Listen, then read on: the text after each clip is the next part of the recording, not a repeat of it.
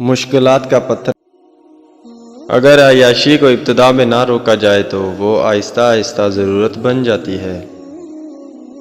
انسان صبح کے وقت اپنے آپ کو آہستہ آہستہ مرتا دیکھنے کے لیے کتنا خوش اٹھتا ہے۔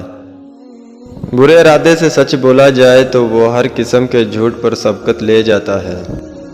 دنیا میں سب سے بڑی مصیبت یہ ہے کہ بیوقوف پر یقین اور عقل مند شک و شبہ میں گھرے رہتے ہیں۔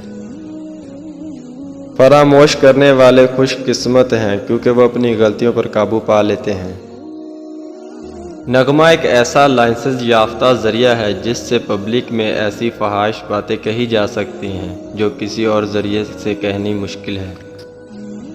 عورت کا دل ہمیشہ چاند کی طرح بدلتا رہتا ہے لیکن اس کا باعث ہمیشہ مرد ہوگا۔ مصیبت اس حالت کا نام ہے جس میں انسان اپنے مداحوں سے نجات پا کر خود کو پہچانتا ہے۔ سب سے بڑا خطرہ اس وقت ہوتا ہے جب نصف عاقل ایک طرف اور نصف احمق دوسری طرف ہو۔ لوہے کا کلہاڑا لکڑی کے جنگل سے ایک چھلک تک نہیں اتار سکتا جب تک اس کے ساتھ خود لکڑی کا دستہ شامل نہ ہو۔ حق گواہی پر الزام لگ سکتا ہے لیکن اس کو شرمندہ نہیں کیا جا سکتا۔ لوگ پہلے آزادی کے لیے جنگ کرتے ہیں، پھر قانون کو آواز دیتے ہیں اور آزادی اس کے نام کر دیتے ہیں۔